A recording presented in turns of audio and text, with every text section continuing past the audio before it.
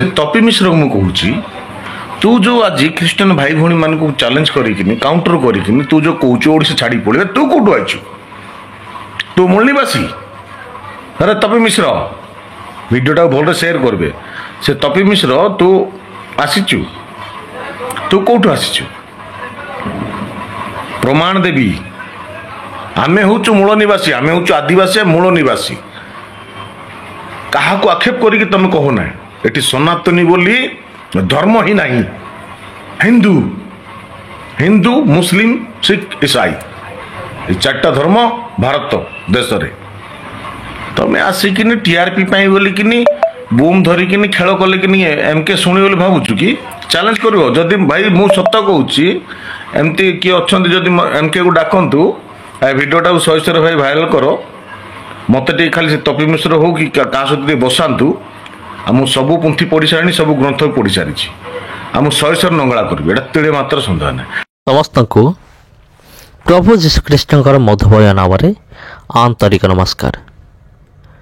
ख्रीष्टर प्रिय भाई एवं भणी माने विगत अनेक दिन है तपी मिश्र विवाद ए पर्यंत समाधान है ना। जदि आपण तपी मिश्र भिडियो गुड़िक देखिए तेबे आपण स्पष्ट जानीपारे जे यही विवाद समाप्त हो बोली यार बिल्कुल भी यार इच्छा नहीं। कहीं इच्छा नहीं आपण निजे जानीपारे। तेरे बंधुगण विगत दिन मानकर आमे प्राय आमे देखी आसुअछु जे ए जो व्यक्ति आ जहाँ अनेक धर्मद्रोही बोली कही था आई व्यक्ति जनक जो भाव माने मीडिया सामने बयान दे आसी ताको अनेक लोक माने समाने निंदा करुचंती। आमर ख्रीष्ट समाज से तो निंदा करुचंती। तार सहित आपन जानिक आश्चर्य हेबे अनेक हिंदू भाई भणी माने मध्य सेमाने मध्य निंदा करुचंती तपी मिश्रर एही भली मंतव्य रे। तबे ख्रीष्टरे प्रिय भाई एवं भणी माने तपी मिश्र विवाद केबे सरीबो सेटा होची सेटा परमेश्वर को जाना केबे सरीबो। किंतु गोटे विषय होची जे जेमती आमे विगत दिन मानकर आलोचना करि आसुछु जे तपी मिश्र किभଳି भाବରେ विवादीय बयान देइथिले जनसाधारण रे सेटा गोटे अलग विषय किंतु मीडिया सामने सोशल मीडिया रे एपरिकी ताकर निजर चैनल रे मध्य से कौन कले विवादीय बयान सब से देले। आउ जते परे आमे माने ताको प्रतिरोध कलु तपी मिश्र ना रे आमे भी वीडियो बनैलु सेतबले एई तपी मिश्र पूरा रागी पूरा लाल है कि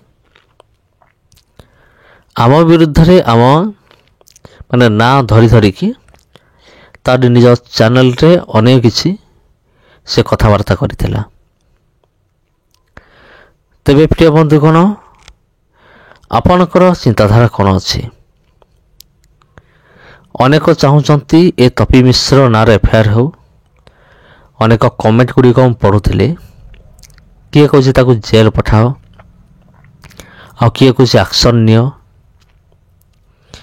एपरिक अनेक हिंदू भाई माने मध्य समाने कमेंट करते जे तपी मिश्र नारे एफआईआर हो।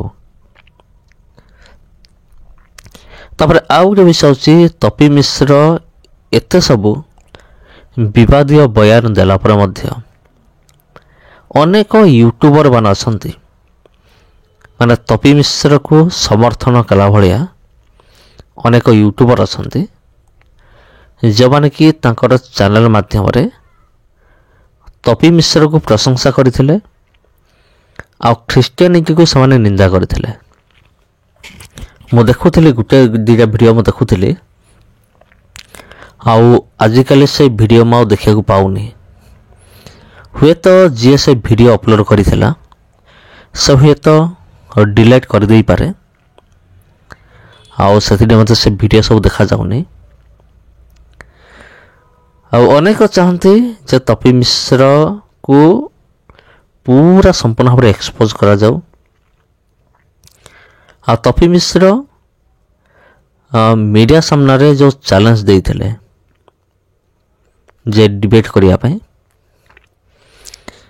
ଯେଉଁ ଚ୍ୟାଲେଞ୍ଜ ଦେଇଥିଲେ ଆମର ଜଣେ ପାଳକ ମହାଶୟ ସେ ଡିବେଟ୍କୁ ଆକ୍ସେପ୍ଟ କରିକି ସେ ଉଲ୍ଟା ତପି ମିଶ୍ରକୁ ଚ୍ୟାଲେଞ୍ଜ କରିଥିଲେ ଯେ ଆସୁ ସାମ୍ନାସାମ୍ନି ଆମେ ହେବା, ଆଉ ମୋତେ ଯଦି ସେ ବଦଳାଇ ଦେବ ତେବେ ମୁଁ ତାକୁ 5 କୋଟି ମୁଁ ଦେବି ବୋଲି ଏମିତି ଗୋଟେ ଭିଡ଼ିଓ ମୁଁ ଦେଖୁଥିଲି।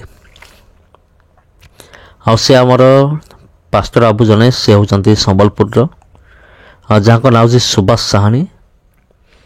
ଆଉ ସେ ମଧ୍ୟ ବହୁତ ଫେମସ୍ ସମ୍ବଲପୁରରେ। ଆଉ ମୋର କହିବାର କଥା ହେଲା ତପି ମିଶ୍ର ଚାହୁଁଛି ଡିବେଟ୍ କରିବା ପାଇଁ, ତେବେ ସେ ଯାଉନି କାହିଁକି? ଯେତେବେଳେ ସୁବାସ ସାହାଣୀ ଯେତେବେଳେ ଆହ୍ୱାନ କଲେ ଆସ ମୋ ସହିତ ଡିବେଟ୍ କରିବ, ଆଉ ସେତେବେଳେ ସେ ଗଲା ନାହିଁ କାହିଁକି? ଏବେ ତ ଆହୁରି ଅନେକ ସେମାନେ ଚ୍ୟାଲେଞ୍ଜ କଲେଣି ମାନେ ତପି ମିଶ୍ରକୁ ଯେ ଆସୁ ଆମ ସହିତ ଡିବେଟ୍ କରିବ, କିନ୍ତୁ ସେମିତି କିଛି ଦେଖିବାକୁ ମିଳିନାହିଁ ଏପର୍ଯ୍ୟନ୍ତ ଯେ ତପି ମିଶ୍ର ପୁରା ରେଡ଼ି ଡିବେଟ୍ କରିବା ପାଇଁ। ତେବେ ପ୍ରିୟ ବନ୍ଧୁଗଣ, ଅନେକ ଚାହୁଁଛନ୍ତି ଡିବେଟ୍ ହେଉ, କାରଣ ଡିବେଟ୍ ହେଲେ ହିଁ ସବୁକିଛି ଖୁଲାସା ହେବ। ମାନେ ତପି ମିଶ୍ର ଯାହା ଯାହା ବୟାନ ଦେଇଛି। ତାପରେ ଆଉ ଗୋଟେ ବିଷୟ ମୋର ମନେ ପଡ଼ିଲା,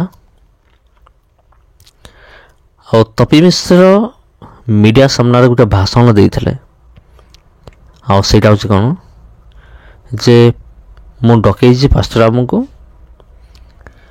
ଆଉ ମୁଁ ଚାହୁଁଛି ଡିବେଟ୍ କରିବା ପାଇଁ, ଆଉ ଯଦି ଡିବେଟ୍ ହୁଏ ମୁଁ ତାଙ୍କୁ ହିନ୍ଦୁରେ କନଭର୍ଟ କରିଦେବି। ଆଉ ଗୋଟେ ବିଷୟ ସେ କହିଥିଲା, ମାନେ ସୋସିଆଲ ମିଡ଼ିଆରେ, ସରି ମିଡ଼ିଆ ସାମ୍ନାରେ ଏଇଟା କହିଥିଲା।